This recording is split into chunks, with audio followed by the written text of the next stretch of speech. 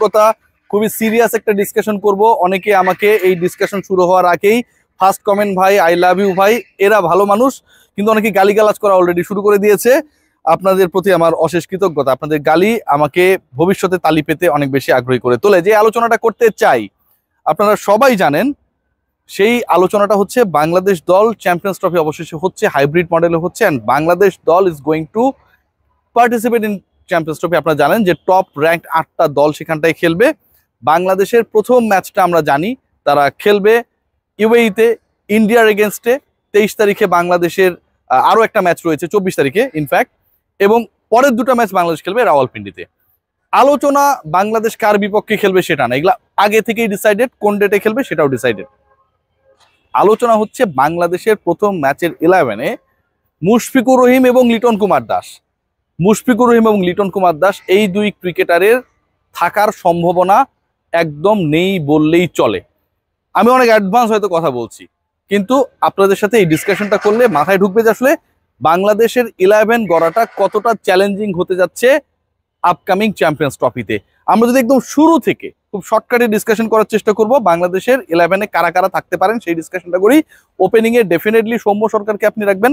তানজিদ হাসান তামিম অসাধারণ খেলেছেন সবশেষ ওয়ানডে সিরিজটা, তাকে আপনাকে বাদ দেওয়ার সুযোগ নেই। এই দুজন ক্রিকেটার ওপেনিং এ ফিক্সড হয়ে গেল। নাম্বার 3-তে Najmul Hossain Shanto, he is going to lead the team in Champions Trophy, তার পজিশন নাম্বার 3। নাম্বার 4-এ মেহেদী হাসান মিরাজ। মেহেদী হাসান মিরাজ সবশেষ সিরিজেও নাম্বার 4-এ ব্যাট করেছেন, নিজেকে প্রমোট করেছেন, ভালো ব্যাট করেছেন, রানস করেছেন। নাম্বার 4-এ তাকে সরানোর কোনো সুযোগ নেই। নাম্বার 5-এ তাওহিদ হৃদয়। নাম্বার 6-এ কে ধরেন মুশফিকুর রহিম, নাম্বার 6-এ মুশফিকুর রহিম। নাম্বার 7-এ মাহমুদুল্লাহ রিয়াদ। নাম্বার 8-এ জাকের আলী অনিক।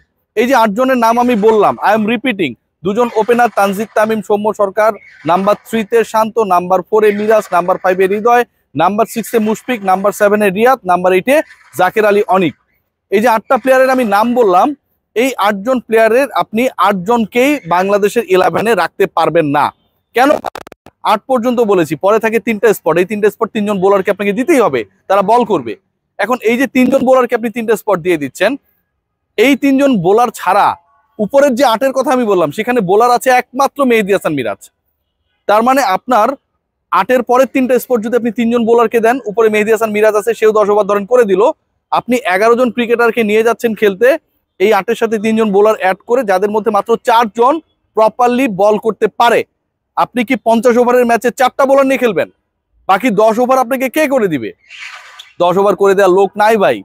সো 10 ওভার বাকি কে করে দিবে? আপনার 5th বোলার কে হবে, বা 5th বোলারের জায়গাটা আপনি কোথা থেকে ছাড়বেন, সেখানটায় যদি আপনি চিন্তা করেন, তাহলে প্রথম থেকে 8 পর্যন্ত আমি যাদের নাম বলেছি তাদের মধ্য থেকে অন্তত একজনকে বাদ দিতে হবে। মেহেদী হাসান মিরাজকে আপনি বাদ দিতে পারবেন না, কারণ তার ওই 10 ওভার তো বোলিং ধরাই আছে। মেহেদী হাসান মিরাজকে বাদ দিলে আপনাকে আরো 2 জন বোলার ঢুকাতে হবে, কারণ 4 জন বোলার মেহেদী হাসান মিরাজকে নিয়েই হচ্ছে। তাকে বাদ দিলে 3 জন বোলার হবে, সেক্ষেত্রে আরো 2 জন বোলার ঢুকাতে হবে, 2 জন ব্যাটসম্যানকে জায়গা ছেড়ে দিতে হবে। আর মেহেদী হাসান মিরাজকে নিয়ে আপনি অবশ্যই খেলবেন, তার পারফরমেন্স ভালো, ব্যাটিং ভালো করছে, 4-এ ভালো খেলছে, সাকিব আল হাসানের রিপ্লেসমেন্ট হিসেবে চেষ্টা করছে নিজেকে প্রমাণ করার। ডিসকাশনের জায়গাটা সেখানটাই। 9, 10, 11 3 জন বোলার, টপ 8-এ মেহেদী হাসান মিরাজ বোলার। আরেকজন বোলার কিন্তু 11-এর মধ্যে আপনি পাচ্ছেন না, তাকে জায়গা ছেড়ে দিবে কে? 2 ওপেনারে কেউ ছাড়তে পারবে না, তারা তো ওপেনিংই করবে। সৌম্য সরকার ছাড়বে না, তানজিদ তামিমও ছাড়বে না, ক্যাপ্টেন শান্ত জায়গা ছাড়বে না, হি ইজ দ্য ক্যাপ্টেন, ওয়ানডেতে তার ফর্ম ভালো। এই 3 জনের মধ্যে জায়গা ছাড়া কারো সুযোগ নেই। নাম্বার 4-এ মেহেদী হাসান মিরাজকে আমি একটু আগে আলোচনা করলাম, তাকে বাদ দেওয়ার কোনো সুযোগ নেই 11 থেকে যদি সুস্থ থাকে। নাম্বার 5-এ তাওহিদ হৃদয়কে আপনি খেলাবেন, যদিও কিছুটা ফর্মটা সেইভাবে আমরা পাচ্ছি না। নাম্বার 6, 7, 8 মুশফিক, রিয়াদ, জাকের আলী অনিক। রিয়াদের পারফরমেন্স কিভাবে খেলেছে, সবশেষ 4 ম্যাচে 4টা টানা 50+ ইনিংস, অসাধারণ খেলছে, অসাধারণ ফর্মে রয়েছে। বাংলাদেশ দলের এই মুহূর্তে টপ ফর্মের ক্রিকেট হচ্ছে মাহমুদুল্লাহ রিয়াদ। জাকের আলী অনিককে আপনি বাদ দেওয়ার চিন্তাও করতে পারবেন না, স্বপ্নেও না, বাস্তবতেও না। তাওহিদ হৃদয়, মুশফিকুর রহিম, এই 2-এর মধ্য থেকে আপনাকে একজনকে পিক করতে হবে, যাকে আপনি 11-এ নেবেন না।